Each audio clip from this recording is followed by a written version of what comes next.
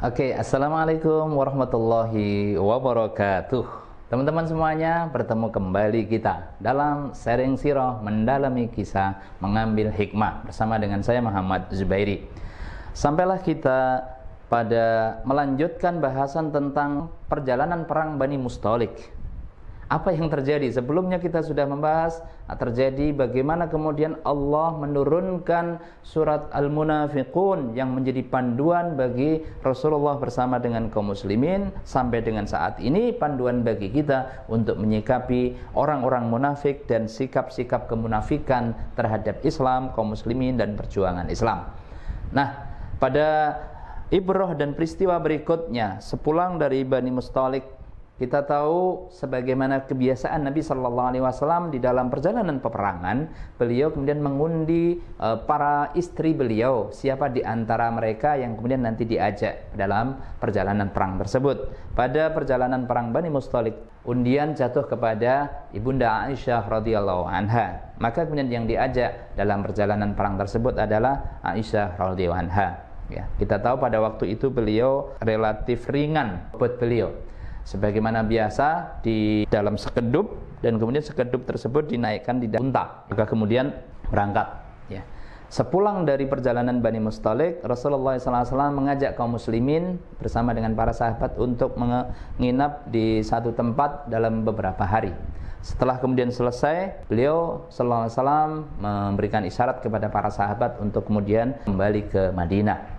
Pada waktu itu, ibunda Aisyah radhiyallahu anha sebagaimana sebelumnya waktu berangkatnya itu beliau kan pakai kalung, sementara kalung beliau ini ada yang rusak sedikit sehingga dalam waktu berangkat itu terjadi kalung beliau jatuh dan karenanya kemudian pasukan berhenti sampai kemudian waktu itu menjadi asbabun nuzul turunnya surat tentang tayamum. Tapi kita tidak bahas, ada kesempatan kali ini kita bahas sepulang beliau. Saat kemudian beliau telah memberikan isyarat kepada kaum muslimin untuk pulang Madinah.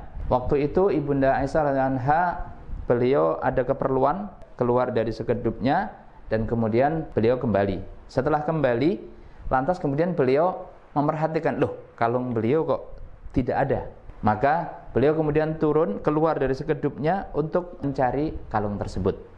Para sahabat oleh Rasulullah SAW diajak untuk segera kemudian kembali ke Madinah, maka tanpa melihat dan tanpa bertanya, sebagaimana kebiasaan dari kaum muslimin pada waktu itu menjaga akhlak adabnya terhadap Ummul Mukminin, maka kemudian ya sudah, sekedupnya Aisyah radhiyallahu anha ini diangkat untuk kemudian dinaikkan ke unta dan kemudian berangkat. Artinya itu adalah sekedup yang kosong. Mungkin bagi yang mengangkatnya tidak seberapa beda antara ketika ada beliau dengan tidak ada, ya. Nah, sehingga tidak ada kecurigaan sama sekali. Nah, setelah kemudian pasukan berangkat, ibunda Aisyah selesai urusannya dan juga kemudian mencari kalungnya tersebut, maka kemudian beliau kembali. Saat kemudian beliau kembali ke tempat sekedupnya tadi, ternyata sudah tidak ada orang sama sekali, tidak ada suara yang memanggilnya dan tidak ada suara yang menyaut atas panggilan salam dan seterusnya. Ya. Karenanya kemudian beliau melilitkan hijabnya dalam diri beliau untuk kemudian menunggu sambil menangis. Pada waktu itu kemudian ada seorang sahabat yang biasa ditugasi oleh Nabi Shallallahu Alaihi Wasallam untuk menyisir sisa-sisa pasukan. Namanya adalah Safwan bin Mu'attal, seorang sahabat yang beriman dengan kualitas keimanan yang baik, yang thiqah, yang terpercaya, akhlaknya yang luhur. Maka saat Safwan bin Mu'attal ini menyisir, beliau Aisyah radhiyallahu anha kemudian mengatakan, saya Aisyah istri Rasulullah sallallahu alaihi wasallam, ya, Ummul Mukminin, kata Safwan, ya. Maka segeralah beliau kemudian mendudukkan untanya dan mempersilahkan Ummul Mukminin untuk naik. Ibunda Aisyah radhiyallahu anha ketika kemudian beliau ketinggalan pasukan ini dan kemudian bertemu Safwan bin Mu'attal, ya. Safwan bin Mu'attal seorang mukmin yang akhlaknya, adabnya karimah, mulia, terjaga, ya. Tentu juga menjaga pandangannya. Maka yang dikatakan hanya Ummul Mukminin. Udah, itu saja. Setelah itu mempersilahkan untanya untuk duduk, dan kemudian Ummul Mukminin Aisyah radhiyallahu anha naik. Setelah itu berjalan tanpa berbicara sedikit pun, dan tetap menjaga adabnya, tidak mengumbar pandangannya, dan juga tidak berkata apa-apa pun dalam perjalanannya. Lancarlah peristiwa itu sampai di Madinah. Ketika kemudian nyampe di gerbang Madinah, teman-teman semuanya yang dirahmati Allah Subhanahu wa taala, peristiwa ini kemudian menjadi heboh ketika ada Syekh Munir Muhammad Ghadban menyebutkan ada 3 sahabat yang beriman.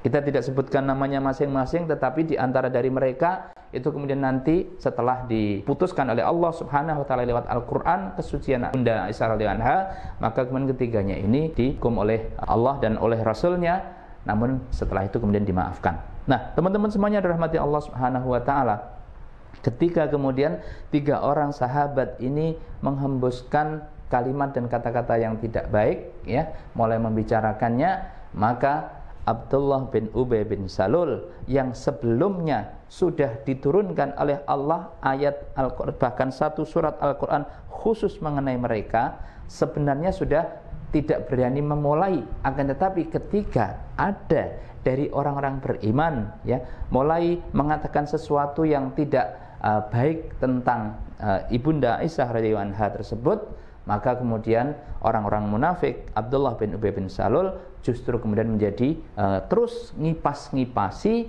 yang peran serta untuk menyebarluaskan hadithul ifki, berita hoax ini menjadi semakin kuat dan semakin punya alasan, karena dia bukan asal mula berita, tetapi kemudian dia yang paling luas menyebarluaskannya. Nah, teman-teman semuanya yang dirahmati Allah Subhanahu wa taala, inilah bahayanya berita hoax, di mana kaum muslimin, orang-orang yang beriman diajarkan oleh Al-Qur'an, idza ja'aka fasikum binaba'in fatabayyanu, diajarkan untuk melakukan tabayyun untuk setiap peristiwa, setiap informasi, apalagi di zaman kita sekarang melubernya informasi yang tak terkendali seperti ini. Kendali yang harus kita pakai, filter yang harus kita pakai adalah filter tabayyun berdasarkan ketentuan dari ajaran Islam, ajaran Al-Qur'an, dan bagaimana sikap Rasulullah SAW. Teman-teman semuanya, ini peristiwa cukup panjang dampaknya, sampai-sampai kemudian kaum muslimin beberapa di antaranya yang ikut-ikutan kasak kusuk. Kalau zaman kita sekarang berarti ikut nge-share berita hoax yang belum jelas, ya. Apalagi ini menyangkut tentang kesucian dari keluarga inti Rasulullah Muhammad SAW. Sungguh ya, sikap orang-orang yang beriman itu mayoritasnya dari kaum muslimin, orang-orang yang beriman itu tetap teguh, ya, tidak berubah sikap husnudzonnya dan keyakinan dan keimanannya terhadap kesucian Rasulullah bersama dengan keluarganya. Akan tetapi informasi dan berita hoax yang berkembang ini mempengaruhi situasi dan kondisi masyarakat pada waktu itu, ya. Sampai-sampai Aisyah radhiyallahu anha sendiri, beliau sempat sakit juga di rumah dan tidak keluar-keluar, ya. Sampai keluarga beliau Abu Bakar As-Siddiq dan seterusnya itu juga mengalami ikut tidak enak akan peristiwa ini. Rasulullah sendiri juga merasakan situasi yang kurang kondusif, sehingga sudahlah beliau juga diam untuk bab itu, karena tidak mungkin beliau mengatakan sesuatu kecuali nanti akan turun ayat-ayat Allah Subhanahu wa taala yang menegaskan tentang bab tersebut. Ringkas cerita dari hadithul ifki ini, Rasulullah SAW mendapatkan langsung berita kesucian Aisyah radhiyallahu anha dari 7 petala langit, langsung dari Allah Subhanahu wa taala yang Allah turunkan di dalam surat An-Nur ayat 11 dan 12. Innalladzina ja'u bil ifki usbatum minkum la tahsabuhu syarral lakum. Bahwa sesungguhnya orang yang menghembuskan berita atau informasi hoax itu, ya, informasi tersebut adalah hadithul ifki, penegasan dari Allah Subhanahu wa taala langsung yang menegaskan tentang kesucian dari ibunda kita Ummul Mukminin, istri Rasulullah SAW, Aisyah radhiyallahu anha, yang karenanya kemudian dikenal dengan As-Siddiqah binti As-Siddiq. Aisyah radhiyallahu anha, putri dari Abu Bakar As-Siddiq, yang tentu beliau luar biasa suci dan menjaga kesuciannya, sebagaimana juga sahabat Sofwan bin Mu'attal yang orang beriman yang sangat dikenal dengan keimanannya yang baik dan kesuciannya, tentu tidak mungkin melakukan hal-hal sebagaimana yang ada di dalam berita hoax tersebut. Nah, teman-teman semua yang dirahmati Allah Subhanahu wa taala, inilah hal yang kedua yang kita bisa ambil ibroh luar biasa dari perang Bani Mustalik.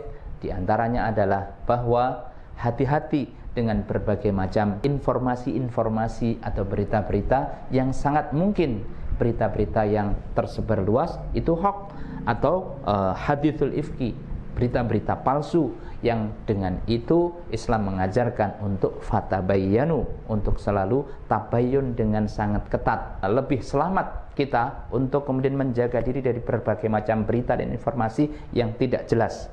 Mari kita kembalikan kepada informasi yang jelas dari Al-Quran, dari Sunnah, qala Allah, qala Rasul, sesuai dengan penegasan dan penjelasan dari para ulama as-thiqat, ya, para ulama mufassir dalam Al-Quran, dan juga rijalul hadis yang terpercaya. Insya Allah dalam pertemuan kita berikutnya tetap di sharing sirah, mendalami kisah, mengambil hikmah bersama dengan saya Muhammad Zubairi. Terima kasih. Assalamualaikum warahmatullahi wabarakatuh.